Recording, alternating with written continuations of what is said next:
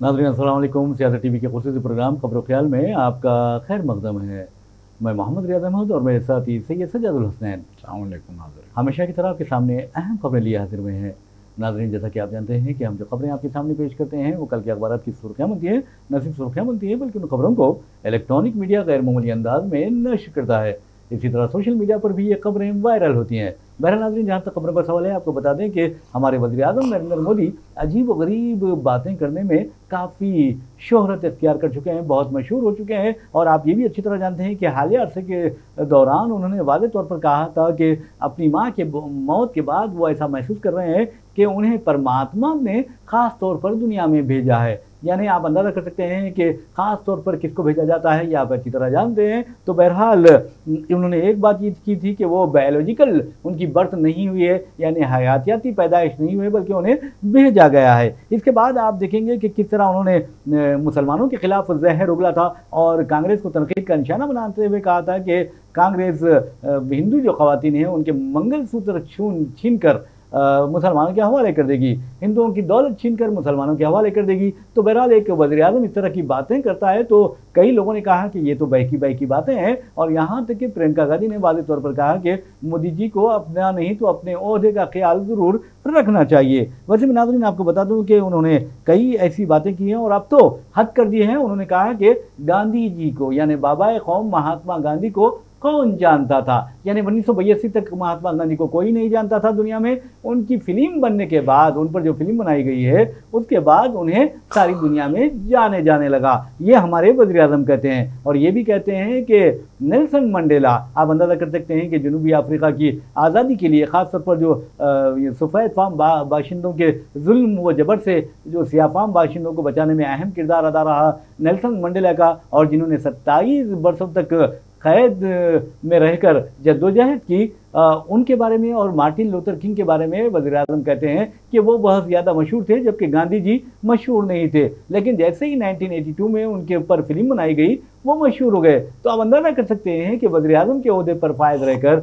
वज़ीर-ए-आज़म को ये पता नहीं कि गांधी जी कब से मशहूर हुए। आप अंदाज़ा कर सकते हैं गांधी जी उस वक्त से मशहूर हुए जब उन्होंने जनूबी अफ्रीका का रुख किया था और उनके साथ जो जनूबी अफ्रीका उन्हें ले गए थे वो कोई गैर मुस्लिम नहीं थे, बल्कि मुसलमान थे जो गांधी जी को अपने साथ ले गए थे अपना मुकदमा लड़ने के लिए। उसके बाद से ही गांधी जी की शोहरत में ज़बरदस्त इजाफा हो, उन्होंने शोहरत इख्तियार की, वो यानी बहुत मशहूर हुए। और सियाह फाम बाशिंदों पर जनूबी अफ्रीका में जो जुल्म किया जाता था उसके खिलाफ उन्होंने आवाज़ उठाई और ख़ुद जुल्म का शिकार भी बने, लेकिन हिम्मत नहीं हारी। और मोदी जी को ये भी नहीं मालूम कि गांधी जी किस कदर मशहूर थे। हे राम, जब उन्होंने जब गोडसे की गोली खाई थी, उनके अल्फाज थे हे राम। तो आप अंदाज़ा कर सकते हैं कि गांधी जी पहले भी मशहूर थे, जिंदा रहते वक्त भी, बाकायदे हयात जब थे तब भी वो मशहूर थे, और गांधी जी मरने के बाद भी, यानी शहीद होने के बाद भी मशहूर है। लेकिन हमारे वज़ीर-ए-आज़म नरेंद्र मोदी को किसी चीज़ का एहसास नहीं। वो कहते हैं कि 1982 के बाद गांधी जी मशहूर हुए। आप क्या कहते हैं सज्जा साहब? जी बिल्कुल, देखिए बहुत ही दिलचस्प कमेंट्स आ रहे हैं। ऐसा मालूम होता है कि वज़ीर-ए-आज़म अब वक्त के साथ साथ बौखलाहट का शिकार होते बहुत ज़्यादा बौखलाहट का शिकार होते जा रहे हैं। देखिए, महात्मा गांधी का जो है एक बहुत बड़ा मुकाम रहा है, बाबा कौम महात्मा गांधी का।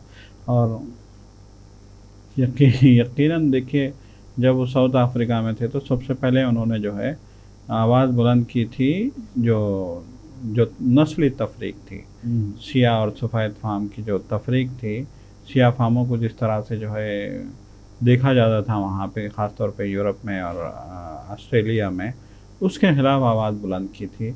उनको जो है महात्मा गांधी एक बार फर्स्ट क्लास में ट्रेन में सफ़र कर रहे थे तो उनको ये कहते हुए फर्स्ट क्लास के डब्बे से निकाल बाहर किया गया था, जबकि उनके पास टिकट था। उन्होंने जो है रिजर्वेशन बाज़ाब्ता कराया था, उन्होंने बाज़ाब्ता बर्थ की बुकिंग कराई थी और बाज़ाब्ता टिकट लेके वो बैठे थे। तो उनको ये कहते हुए ट्रेन से निकाल बाहर कर दिया गया था कि फ़र्स्ट क्लास में सियाह फाम नहीं जा सकता। तो उस वक्त से ही उनके जहन में जो है इनक़लाब का जो है एक नई तहरीक चलाने का जो है उनके जहन में ख़याल आया था। और वहाँ उनके साथ जो रवैया हुआ था, उस रवैये ही ने उनके अंदर जो है एक नया इनकलाब बर्पा किया और फिर जब वो हिंदुस्तान लौटे तो यहाँ अंग्रेज़ों को देखा, अंग्रेज़ों के मज़ालिम को देखा, अंग्रेज़ों के जुल्म को देखा, अंग्रेज़ों का जो है हिंदुस्तानियों पे तसल्लुत को देखा और हिंदुस्तानियों के साथ अंग्रेज़ों के रवैये को देखा, तो उनको एहसास हुआ कि ये वही अंग्रेज़ हैं जिन्होंने उनको ट्रेन से निकाल बाहर किया था और ये वही अंग्रेज़ हैं जो हिंदुस्तान पे हुकूमत कर रहे हैं। तो बहरहाल जो है महात्मा गांधी की एक जो है बहुत, अगर हम तारीख उठा के देखें तो उनका बहुत बड़ा किरदार रहा है हिंदुस्तान में एक तहरीक, आज़ादी की तहरीक चलाने में। और सबसे अहम बात यह है कि महात्मा गांधी ने अंग्रेज़ों के ख़िलाफ़ तशद्दुद की तहरीक न चलाई जी। अदम तशद्दुद की तहरीक उन्होंने चलाई, लोगों को अदम तशद्दुद का जो है उन्होंने जो है सबक दिया, अदम ताउन की तहरीक उन्होंने चलाई, नमक सत्याग्रह उन्होंने चलाई और जो है नमक सत्याग्रह के नाम पे उनका पैदल चलना भी जो है दुनिया फरामोश नहीं कर सकती। आज राहुल गांधी ने पैदल चल के कश्मीर से कन्याकुमारी तक, कन्याकुमारी से कश्मीर तक पैदल चल के वही महात्मा गांधी की तहरीक को ज़िंदा करने की कोशिश की थी। तो ये पैदल जो सत्याग्रह होती है, सत्याग्रह जिसको कहा जाता है, ये सत्याग्रह जो होती है ना, वो लोगों में एक नया इनकलाब बर्पा करती है और इनकलाब बर्पा करने का काम महात्मा गांधी ने किया था और उस वक्त से ही वो सारी दुनिया में मशहूर हो गए थे। सारी दुनिया के उस ज़माने के अखबारों में महात्मा गांधी की जो है तहरीकें शय सुर्खियों के साथ छपती थी।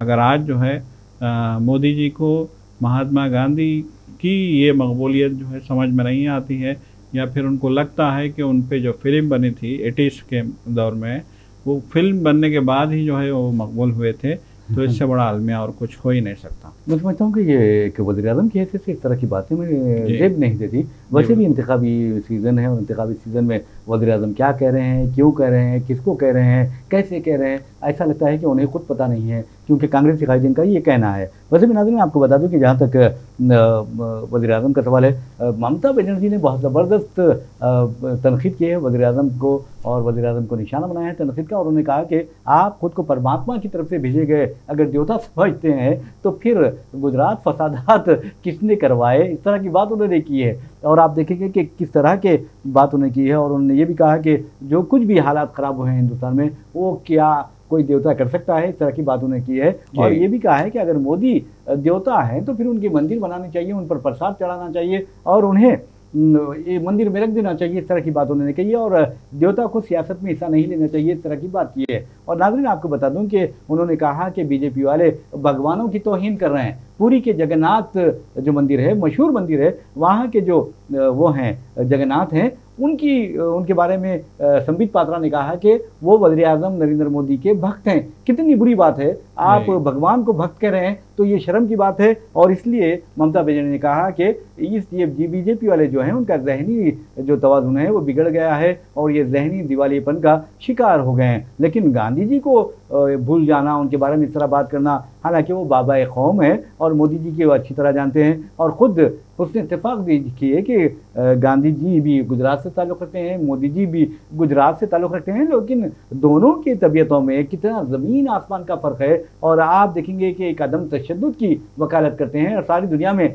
अदम तशद्दुद, नॉन वायलेंस की वजह से वो शोहरत इख्तियार कर गए थे, शोहरत इख्तियार कर गए। और हमारे जो वज़ीर-ए-आज़म नरेंद्र मोदी है, जब चीफ मिनिस्टर गुजरात थे, उस वक्त जो मुसलमानों का कत्लेआम हुआ, उस पर BBC ने डॉक्यूमेंट्रीज बनाए हैं जिसमें वज़ीर-ए-आज़म नरेंद्र मोदी को उन फसादात में, उन कत्लेआम के लिए जिम्मेदार करार दिया गया है, क्योंकि उस वक्त उनकी हुकूमत थी और ये कहा गया कि मोदी हुकूमत फसादात पर काबू पाने में नाकाम रही। इस तरह की बातें की जा रही है। और आपको ये भी बता दूं कि जो भी उस वक्त पुलिस अहदेदार दयानतदारी से काम कर रहा था, वो आप देखेंगे कि किस तरह उनके खिलाफ कार्रवाई की गई। और इस सिलसिले में संजीव भट्ट उसकी मिसाल है। आप देखेंगे कि संजीव भट्ट IPS ऑफिसर वाहिद शख्स हैं जो मोदी हुकूमत के सामने झुकने से उन्होंने इनकार कर दिया, जिसके नतीजे में उन्हें जेल में डाल दिया गया है। तो बहरहाल सज्जा साहब, आप देखेंगे कि अगर मोदी जी ये कहने लगे हैं कि वो गांधी जी के बारे में यानी मशहूर नहीं थे गांधी जी, तो इससे बढ़ के शर्म की बात क्या होगी? इससे बड़ा अलमिया क्या होगा? फिर कौन मशहूर था भाई? कौन मशहूर था, ये सबसे बड़ा सवाल है। देखिए, आपने कहा कि जो है संजीव भट्ट ने गुजरात फसादात के हवाले से आवाज़ उठाई थी तो उनको जेल में बंद कर दिया गया। आज भी उनका ओहदा गया, उनकी ज़िंदगी अजीरन कर दी गई, लेकिन वो अपने मौक़िफ़ से जो है आज भी नहीं हटे हैं। दूसरी जानिब आपने बीबीसी का भी हवाला दिया, तो बीबीसी ने जब डॉक्यूमेंट्री ये बनाई मोदी के खिलाफ, और जिसमें बीबीसी ने ये जाहिर करने की कोशिश की कि जो फसाद गुजरात में हुए थे, इंसानियत कश, जो मुस्लिम कुश के नाम से जो है जाने जाते हैं, तो उन फसादात को रोकने के लिए वहाँ की उस वक्त की सरकार जो है नरेंद्र मोदी की क़यादत में चल रही थी, उसने कुछ भी नहीं किया, या फिर उसने जो है जिस तरीके के इक़दाम करने थे वो नहीं किए। तो ये जो है उस डॉक्यूमेंट्री में भी बाज़ाब्ता जो है हवाला दिया गया इसका, और नुक्ताचीनी की गई थी। तो उसके जवाब में वज़ीर आज़म ने या फिर हुकूमत हिंद ने बीबीसी के दफातर पे दावे करवा दिए थे इनकम टैक्स के। आपको भी याद होगा कि दावे करवा दिए थे, और बीबीसी के इंडिया में दफातर बंद करवाने की तक धमकी दे दी गई थी। तो बहरहाल जो है आप सब कुछ करेंगे और आपकी कोशिश ये रहेगी कि कोई आपके ख़िलाफ़ एक लफ्ज़ ना बोले। आपने मीडिया को ख़रीद के ये समझ लिया कि सारी दुनिया जो है आपकी वाहवाही करेगी, और आपने जो है अडानी जैसे लोगों को ख़रीद के बैरूनी ममालिक में, चाहे वो दुबई हो चाहे और जो है अमेरिका हो, वहाँ पे हाउडी मोदी टाइप के जो है प्रोग्राम करवा के आपने ये समझ लिया कि सारी दुनिया में लोग मोदी मोदी कह रहे हैं। तो ये आज आपकी गलतफहमी है। देखिए ताज़ा तरीन सर्वे रिपोर्ट्स जो आ रही हैं वो बड़ी तशवीशनाक हैं। लोगों का कहना है, जो माहिरीन बैठे हैं सर्वे करने के लिए, उनका कहना है कि ये मौजूदा जो सरकार है वो 3 अदद की ताकत भी हासिल नहीं कर पाएगी। देखिए कितना जो है पोजीशन ख़राब हो रही है सरकार की। 10 साल में इन्होंने कितना जो है लोगों को मुतनफ़र कर दिया है अपनी नफ़रत की राजनीति से। इन्होंने चाहा कि नफ़रत की राजनीति करो और लोगों को आपस में लड़ाओ, लेकिन लोग इस हुकूमत से इतनी नफ़रत करने लगे हैं कि आज इस हुकूमत को 100 सीट देने की भी जो है लोग तैयार नहीं हैं। तो बहरहाल देखिए, अब अगर माहिरीन ये कहते हैं कि आप 99 पे आके आउट हो जाएंगे, तो ये तो बड़ी तशवीश की बात है मोदी सरकार के लिए। तो बहरहाल देखिए, आंकड़े तो आ रहे हैं, रिपोर्ट्स तो आ रही हैं, सर्वेस तो आ रहे हैं, मुख्तलिफ जो है चैनल्स के, मुख्तलिफ मीडिया हाउसेस के, मुख्तलिफ जो है लोगों के, मुख्तलिफ जो है इंस्टीट्यूशंस के सर्वे आ रहे हैं। लेकिन जाहिर सी बात है कि जो है 4 तारीख के नतीजों के बाहर निकलने तक ये सारी जो है पेश क़यासियाँ ही साबित होंगी।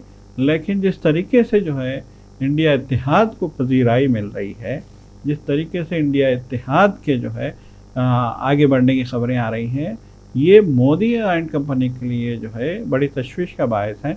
नतीजे में हम देख रहे हैं कि गांधी जी की मकबूलियत उनको नज़र नहीं आ रही है। बिल्कुल सही कहा है। बहरहाल नाज़रीन, आपको बता दूं कि जहाँ तक तशद्दुद का मामला है, तो देखिए तशद्दुद जो करता है वो काफ़ी बदनाम हो जाता है। जिस तरह आज इसराइल बदनाम हो गया है, और आपको बता दें कि इसराइल का जहाँ तक सवाल है, इसराइल एक नाजायज़ मुमलिकत है, इसमें कोई दो राय नहीं है। और इसकी वजह ये है कि इसराइल जिस अंदाज में फ़लस्तीनियों का कत्लेआम कर रहा है, जिस तरह उनकी नस्ल कुशी कर रहा है, वो सारी दुनिया के लिए बेचैनी का बायस बनी हुई है। और ऐसा लगता है कि अब दुनिया में तीसरी जंग अज़ीम ज़रूर शुरू हो जाएगी, क्योंकि अगर इसराइल को नहीं रोका गया तो फिर तबाही व बर्बादी यकीनी है दुनिया की। और एक अहम बात यह है कि आप देखें किस तरह वो रफ़ा पर हमले कर रहा है। आपने देखा कि कैसे वो ख़ैमे, जो मुकामी आबादी जो थी रफ़ा की, जो पनाहगज़ीन थे, यानी उन जिनके घर तबाह बर्बाद हो गए थे, वो रफ़ा में पनाह ले रहे थे। और रफ़ा में आपको बता दूं कि सिर्फ 2.5 लाख लोगों की गुंजाइश है, लेकिन वहाँ तकरीबन 14 से 15 लाख लोग पनाह लिए हुए थे। लेकिन इसराइल ने जब ज़मीनी कार्रवाई शुरू की तो वहाँ से कम अज़ कम 9 लाख लोग वहाँ से फरार होने पर मजबूर हुए, जबकि जो कुछ वहाँ लोग थे वो उन्होंने बाहर, रफ़ा के बाहर डेरे डाले, यानी ख़ैमे नस्ब करते हुए अपनी ज़िंदगी गुजारनी शुरू की थी। लेकिन उस पर भी हमले किए गए, उस पर भी मिसाइल दागे गए, और नतीजे में आप देखेंगे कि वहाँ जो ख़ैमों में फ़लस्तीनी आबाद थे वो ज़िंदा जलकर शहीद हो गए। तो आप अंदाज़ा कर सकते हैं इस बारे में अमरीकी सदर, अमरीकी इंतज़ामिया का ये बयान आया है कि इसराइल ने रफ़ा हमले में अमरीका की जो सुर्ख लकीर थी या रेड लाइन थी उसे पार नहीं किया है। तो आप अंदाज़ा कीजिए सज्जा साहब, ये क्या हो रहा है, ये बहुत शर्म की बात है। और दूसरी बात नाज़रीन, आपको बता दूं कि अगर आपके पास हथियार नहीं है, आपके पास पैसा नहीं है, अगर आप फ़लस्तीन की मदद नहीं कर सकते, तो यकीन मानिए आपको मलेशिया के एक नौजवान की नौजवान इंस्टाग्राम के जो सारिफ है उसकी मिसाल लेना चाहिए। उसने आर्टिफिशियल इंटेलिजेंस से एक तस्वीर बनाई जिसमें खैमे नस्ब कर दिए गए और बीच में एक अंग्रेजी में लिखा हुआ है ऑल आइज ऑन रफ़ा। और आपको बता दूं कि इस तस्वीर को अब तक 3.5 करोड़ लोगों ने देखा है, शेयर किया है। तो आप अंदाज़ा कर सकते हैं कि वो इस तरह भी फ़लस्तीनियों की मदद की जा सकती है। जी सज्जाद साहब। ये बिल्कुल देखिए, ये एक बड़ा ही दर्दनाक वाक़या है। गुज़िश्ता 2-3 दिनों के दौरान जो है मुसलसल हमले जारी हैं। देखिए, रफ़ा में उस आबादी पे जो पनाहगज़ीन बन के वहाँ पे बेयार व मददगार थी, उस पर बमबारी की गई, मिसाइल दागे गए, जिसके नतीजे में 35 लोग जिंदा जल के जो है शहीद हो गए, जिसमें बच्चों की अक्सरियत थी, जिसमें ख़वातीन की अक्सरियत थी। दिल दहला देने वाली तस्वीरें जो है वायरल हो रही हैं उस वाक़ये की। और फिर उसके बाद एक ख़बर ये भी आई कि जब अमेरिका ने कहा कि इजराइल ने सुर्ख लाइन जो है, अमेरिका की जो रेड लाइन है, वो पार नहीं की है, तो उसके बाद फिर से एक मिसाइल हमला हुआ जिसमें 100 से ज़्यादा लोगों के शहीद होने की खबर आई है। तो ये देखिए किस तरह की सारी दुनिया आज इजराइल के खिलाफ खड़ी है। लेकिन अफसोस कि अमेरिका जो है किस तरीके से एक मामूली छोटे से जो है एक शफ़ाफ मुल्क की जो है हिमायत कर रहा है, एक ऐसे मुल्क की जो सारी दुनिया में इंसानियत के लिए ख़तरा बना हुआ है, एक ऐसे मुल्क की जो सारी दुनिया को जो है सूदी निज़ाम से जकड़ के रखा हुआ है, एक ऐसे मुल्क की जो सारी दुनिया को अपने जासूसी निज़ाम से जो है नंगा कर रहा है, एक ऐसे मुल्क की जो है दोस्ती के लिए वो इतने मज़ालिम को भी जो है वो समझ नहीं पा रहा है। यकीनन ये बहुत ही दर्दनाक बात, अफसोसनाक बात है। अक़वाम मुत्तहिदा ने इसकी मज़म्मत की है, इंटरनेशनल कोर्ट ऑफ जस्टिस ने इसकी मज़म्मत की है, और जो है दीगर जो आलमी इदारे हैं उन्होंने इसकी मज़म्मत की है। और इन वाक़यात पे जो है इज़राइल को तंबी की गई है और इज़राइल के ख़िलाफ़ जो है जंगी जराइम का जो है मुक़दमा चलाने की जो है बात की जा रही है। लेकिन अफसोस कि अमेरिका ये कहता है बच्चे ज़िंदा जला दिए गए, और अमेरिका ये कहता है कि इसने रेड क्रॉस जो है रेड लाइन पार नहीं की है। यकीनन जैसा कि आपने कहा कि जो इंस्टाग्राम पे जो वायरल हुआ है ये रफ़ा का जो तस्वीर वायरल हुई है, अब उस तस्वीर को इंडिया की समाजी शख्सियात, इंडिया की जो है फिल्मी शख्सियात भी जो है उसको जो है टैग करने लगी हैं, वायरल करने लगी हैं, उस पर कमेंट्स करने लगी हैं, उस पर हिमायत करने लगी हैं, उसको रीट्वीट करने लगी हैं, उसको जो है फिर से दोबारा जो है वायरल किया जा रहा है। तो यकीनन हर शख्स, चाहे वो जो है फ़िल्म के जो है जगत से जुड़ा हो, चाहे वो अदब के जो है लाइन से जुड़ा हो, चाहे वो जो है आर्ट की जो है लाइन से जुड़ा हो, चाहे वो जो है सियासत की लाइन से जुड़ा हो, हर शोबे हयात से वाबस्ता लोग अब इन मज़ालिम की मज़म्मत कर रहे हैं और इज़राइल को करार वाक़ई सज़ा देने की बात कर रहे हैं। लेकिन अफसोस कि अमेरिका जो है इतनी बेहिसी, जहाँ तक मेरा ख्याल है शायद ही दुनिया ने कहीं देखी है। अमेरिका का बच्चा बच्चा सरापा एहतजाज है, अमेरिका की हर यूनिवर्सिटी में तलबा जो है एहतजाज कर रहे हैं, अमेरिका की पूरी नौजवान नस्ल सड़क पे है। और अलमिया ये है कि अमेरिका का सदर और अमेरिका के सदर के साथ ही इस चीज़ को जो है मानने को तैयार नहीं है कि वहाँ पे जुल्म हुआ है। सज्जाद साहब, आपने एक बात कही है कि जो इंटरनेशनल कोर्ट ऑफ जस्टिस है उसने मज़म्मत की है, अक़वाम मुत्तहिदा ने मज़म्मत की है, फ़लाँ ने मज़म्मत की है, फ़लाँ ने मज़म्मत की है, सब ने मज़म्मत की है, लेकिन किसी ने एक्शन नहीं लिया। ये भी बराबर के शरीक हैं इस जुर्म में। मैं समझता हूँ कि जो एक्शन नहीं ले रहे हैं, सिर्फ मज़म्मत कर रहे हैं, वो भी बराबर के शरीक हैं। और दूसरी बात सज्जाद साहब, आप देखेंगे कि कब तक ये कत्लेआम जारी रहेगा, कब तक? देखिए, ये तो मुसलमान मुल्कों की बेइज्जती है। आज अगर तंज़ीम इस्लामी कॉन्फ्रेंस बैठे मज़म्मत कर रही है तो ये भी अलमिया है। आज अगर अरब लीग जो है, अरब लीग जी अगर आज जो है इस वाक़ये की मज़म्मत कर रहा है तो ये भी अलमनाक है। आपने देखा, हिस्ट्री हमने पढ़ी है, और सद्दाम हुसैन की भी हिस्ट्री आपने पढ़ी है, कर्नल क़ज़ाफ़ी की भी हिस्ट्री हमने देखी है। तो सद्दाम हुसैन पे इराक़ पे क्यों हमला किया गया था?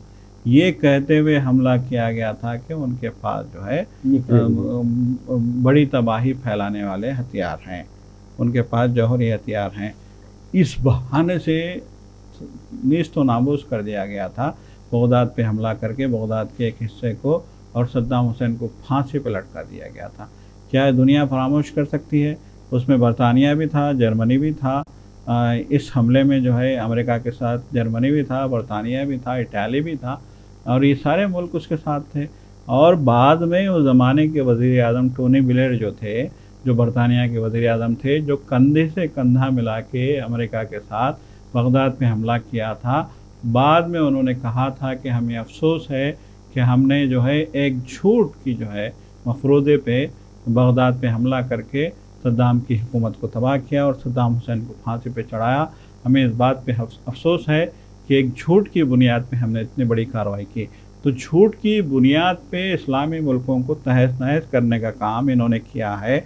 और यहाँ एक इस्लामी मुमलिकत जिसको जो है 1947 से लेकर आज तक इसराइल इस पे जो है मजालिम पे मजालिम ढा रहा है, और क्या आलम इस्लाम की ये जिम्मेदारी नहीं है कि वो इसराइल को जो है वहाँ से तहस नहस करके रख दें?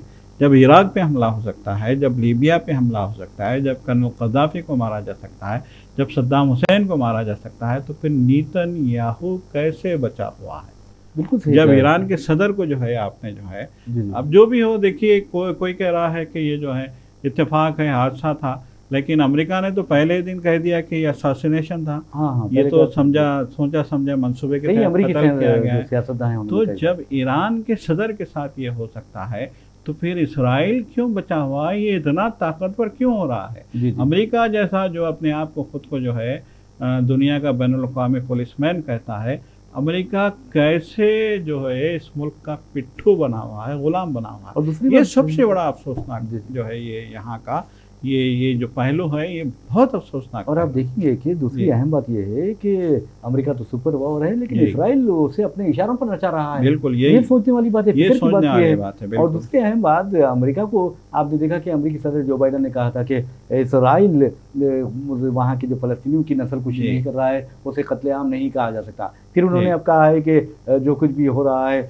वो ऐसा लगता है रफ़ा में ख़ास तौर पर इसराइल ने अमेरिका की जो सुर्ख खत है उसको पार नहीं किया है। तो ये गलत है कि आप बेजा तायद कर रहे हैं, एक जालिम की, एक जाबिर की बेजा तायद कर रहे हैं, इंसानी हुकूक जो पामाल कर रहा है उसकी तायद कर रहे हैं, फलस्तीनी बच्चों के कातिल की तायद कर रहे हैं, खवातीन के कातिल की तायद कर रहे हैं आप लोग। तो फिर ये तो बहुत गलत बात है। बहरहाल नाज़रीन, जहाँ तक तबाही व बर्बादी का सवाल है, यकीन मानिए जुल्म व जबर जब होता है तो फिर जो हक बोलते हैं उन्हें जेलों में डाला जाता है, और फिर आप देखेंगे कि कहीं कभी ना कभी वो सच बाहर आता है, जिस तरह शर्जील इमाम के केस में आया है। शर्जील इमाम स्टूडेंट एक्टिविस्ट हैं और उन्होंने सिर्फ इतना कहा था कि हम चक्के जाम कर देंगे। आसाम का ताल्लुक जो है चक्के जाम करते हुए, कोई भी कह सकता है कि रोड जाम करते हुए हम उसका ताल्लुक तोड़ देंगे, इस तरह की बात कर सकता है। तो शर्जील इमाम ने ये बात कही थी, और आप देखेंगे कि शर्जील इमाम के उस बयान को, उस खिताब को आप अंदाज़ा कर सकते हैं कि मुल्क से बगावत का करार दिया गया,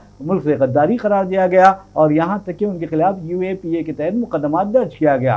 ठीक है, और आप देखेंगे कि ये 2019 में ये केस हुआ, यानी 4 बरसों से वो जेल में रहे। तो आप अंदाज़ा कर सकते हैं एक नौजवान 4 बरसों से जेल में रहता है, जबकि वो CAA के खिलाफ एहतजाज करते हुए जमहूरी अंदाज में एहतजाज कर रहा था, उसे गिरफ्तार किया गया। अब अदालतों ने यानी हाई कोर्ट ने उसे उसकी जमानत मंजूर की है। और आप अंदाज़ा कर सकते हैं नाज़रीन, उमर खालिद जो JNU स्टूडेंट लीडर हैं और वहाँ के स्टूडेंट भी रह चुके हैं, उन्हें भी तकरीबन 4 साल से जेल में रखा गया है। इसके बाद आपने देखा कि मौलाना कलीम सिद्दीकी का भी क्या हाल किया गया, बेबुनियाद इल्ज़ामात के तहत उन्हें भी जेल में कई अरसे तक रखा गया। तो आप अंदाज़ा कर सकते हैं। लेकिन आप देखेंगे कि अर्नब गोस्वामी इस कदर केस में फंस जाता है, एक दिन में उसकी जमानत हो जाती है। ये कब तक होगा ऐसा? बिल्कुल, देखिए, जब नाइंसाफ़ी हद से बढ़ जाती है तो फिर जो है हालात बदलते हैं। यकीनन जो है खुदा की लाठी बेआवाज़ है, ये इस बात से जो है कोई इनकार नहीं कर सकता।